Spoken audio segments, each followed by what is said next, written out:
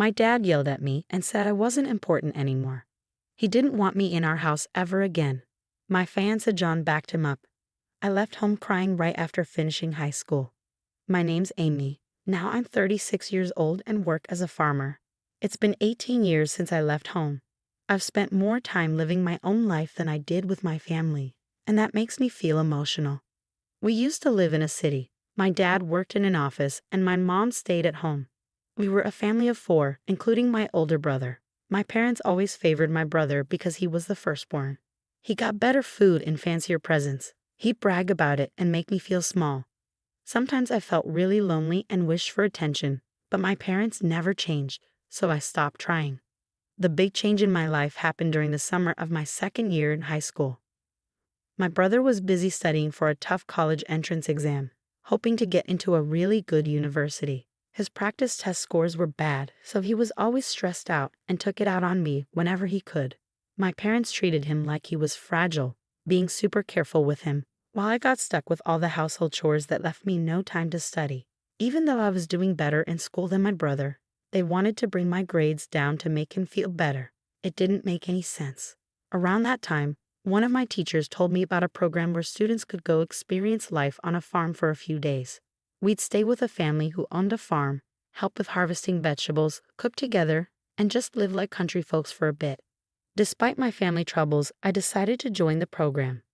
But my dad said, farming is only for people who can't get better jobs, and my mom laughed at me saying, "Are you crazy? You want to do manual labor and get all dirty?" But I didn't listen to them and used my own money to sign up. It was the first time I stood up to my parents, and it turned out to be a great decision. For me, who really wanted love from my family, it was an amazing experience. Working outside in the fresh air of the countryside felt so good, and I finally felt the warmth of a real family. The oldest son in that family, John, was just a year older than me, the same age as my brother. But John was nothing like my brother. He was kind but strong, got along well with his parents, and treated me nicely too. John's parents were really gentle, and even though I was only there for 3 days, I cried a lot when it was time to leave. John's mom cried too, and she said, "You can come back anytime." I promised I would. They said they didn't use their phones much, so I started writing them letters regularly. Before long, John started writing back more often, and it turned into like a diary we shared, and we started dating. It was a pure long-distance relationship without even a single kiss. After my brother didn't get into his first choice university and ended up in a lower-ranked college, it was my turn to apply for college. But my parents wanted me to get a job instead of going to college. They said it was because girls didn't need education, but really, I think they didn't want me to go to a better college than my brother. Since my time on the farm, I dreamed of being a farmer. I could have become one without going to college, but John was in college, so I decided to go too and study a new kind of farming. Even though my parents and brother tried to stop me, I worked hard every day towards my goal. But when I passed the entrance exam for university, my dad got really angry and said, "Are you a girl trying to go to a better college than your brother?" My mom said, "We don't have money to spend on you. Your brother needs it, so you should work and bring money home." My parents' hurtful words left me feeling alone and sad, and after a big fight, I decided to cut ties with them completely. John came to get me from home, and his parents, who were now my in-laws, helped pay for my college. I ended up going to college, and 4 years later, I married John. I didn't speak to my parents or brother during college, but when my in-laws said, we should at least tell them about the wedding, we went to my childhood home for the first time in 4 years. It was summer, after graduation, and a busy time for planting, so we couldn't visit earlier. We all had tanned faces from working outside, but my parents and brother made fun of us. My mom asked, "How old are you now? You must be poor to work outside and get so dark." I felt so embarrassed. "Please stop, Mom," I said quietly, but she didn't listen. My brother smirked and said, "Smart people like me make money with our brains.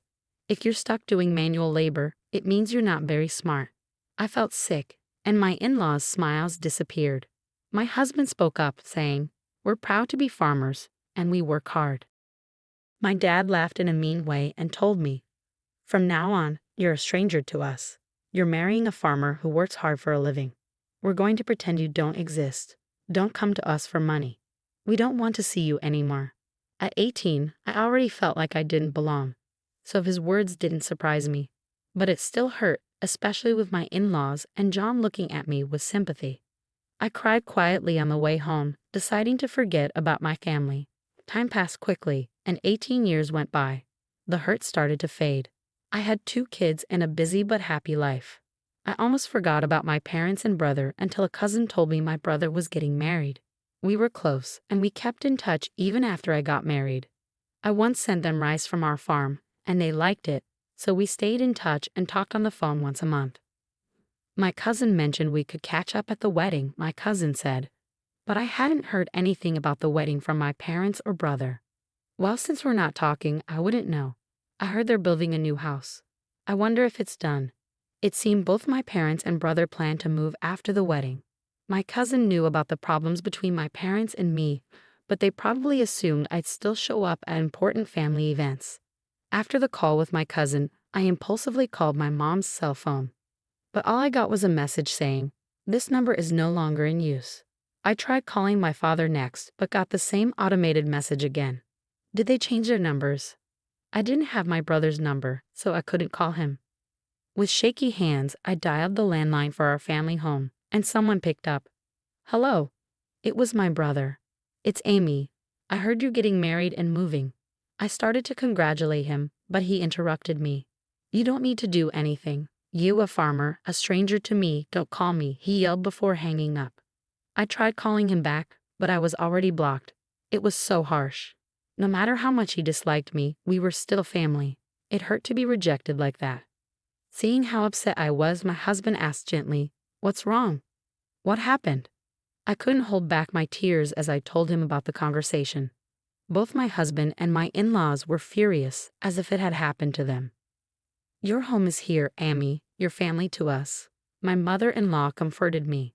Her words brought tears to my eyes. I wish she was my real mom. She cared about me more than my own mother did. My father-in-law also reassured me, saying, "You're happy now. That's what matters. Don't let it hurt you. The one who stays positive wins." My husband added, "Let's learn from their mistakes and make sure we're different." Even our kids, unaware of the situation, hugged me tightly. "Thank you, everyone," I said, feeling the warmth in my heart. I realized how happy I was even without the support of my biological family. But things changed dramatically when my business was featured on national TV. My in-laws were big grain farmers in the American Midwest. They grew lots of fruits and veggies, but some didn't meet standards. I studied food business in college and figured out how to sell the produce that wasn't perfect. I started an online business selling jams, juices, and pickles made from those fruits and veggies. With support from the local farmers union, my business became a hit. Moms loved our safe, homegrown food, and seniors enjoyed the homemade pickles. I hired young women who, like me, married into farming families and unemployed young people. The business grew to $5 million. Our success story got covered on TV. After the TV show aired, we were bombarded with calls from all sorts of people. We got orders, questions, offers for deals, and requests for interviews. Both the company phone and my personal cell phone wouldn't stop ringing. So when I got a call from an unknown number, I answered without thinking. To my surprise, it was my brother. I figured he must have seen the TV feature and heard about my success. But without much of a hello, he said, "I'm thinking of starting a business. Can you lend me some money?" "Excuse me?"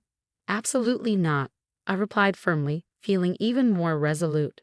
I coldly rejected his request and hung up. But he called again. "Stop arguing and give me the money. If a woman like you can start a business and make money, I'm sure I can do it too," he shouted relentlessly. "That's not how someone asking for a loan should act," I responded, baffled by his confidence. It was ironic because he was the one who had called me a stranger, just a simple farmer. Ignoring his request, I asked something that had been bothering me. "By the way, who decided not to tell me about the move?" Huh. Obviously, it was me, my wife. She's a city girl, you know. The moment I mentioned you, she suggested we cut ties. So that was the reason. I didn't want to hear more, so I hung up and blocked his number. It seemed like my brother's wife, whom I'd never met, had a similar attitude to my brother and parents. Realizing that my brother had seen me on TV probably meant my parents had too. A few hours later, I received another call from an unknown number, but it turned out to be my father. Why are you in charge? Did you take a man's job? He demanded. I replied, well, both John and my father-in-law are deeply involved in the farming business, so it's only natural. In fact, large-scale consolidation has become advantageous for somewhat larger farms. My father-in-law is the president of the local agricultural association, and John has incorporated his share as an in-law and is now the president of that corporation. Perhaps my explanation convinced him because then he asked, why haven't you been in touch? Feeling stunned, I replied, you're the one who disowned me. I'm ending this conversation now. And I hung up and blocked his number. A few minutes later, my mother called. Why won't you lend money to your brother? You're making $500 million a year, aren't you? Send money home. We're your real family. Have you forgotten all we've done for you, raising you up? Give us at least $300 million or at least $250 million. My mother was the most aggressive of all. Even though the business earns $500 million, that's the total revenue after paying for expenses and employee salaries. I barely have anything left over. I exaggerated a bit, and my mother instantly shot back, you're lying. That can't be true. Feeling increasingly frustrated, I couldn't believe my mother's persistent demands for money. I wondered if she had any shame. I'm not going to send you any money, whether I have it or not. We're strangers, I told her firmly before hanging up and blocking her number. I thought that would be the end of it, but I was mistaken. My parents, my brother, and his wife, whom I'd never met before, suddenly showed up uninvited at my in-laws' house. Hey, Amy, guess what? I'm taking back the disownment, my father announced. I was shocked at their desperation for money. My mother-in-law couldn't believe what was happening. Even my father-in-law and her were clearly uncomfortable, glaring at my parents in silence. The employees around us had gathered, looking shocked at my parents. My brother seemed to realize he wasn't welcome either. We're the real family, connected by blood. We deserve a share of your earnings too, he insisted. The woman with him, presumably his wife, nodded along in agreement. I was livid. No, that's not how it works. Even though we share blood, there's been no emotional connection. You treated me like a stranger and abandoned me, I said, feeling the old wounds of being rejected by my biological family reopening. Tears threatened to spill again. Just then, John came and stood by my side. Amy is part of our family now. Even if you haven't disowned her, we're perfectly happy without you.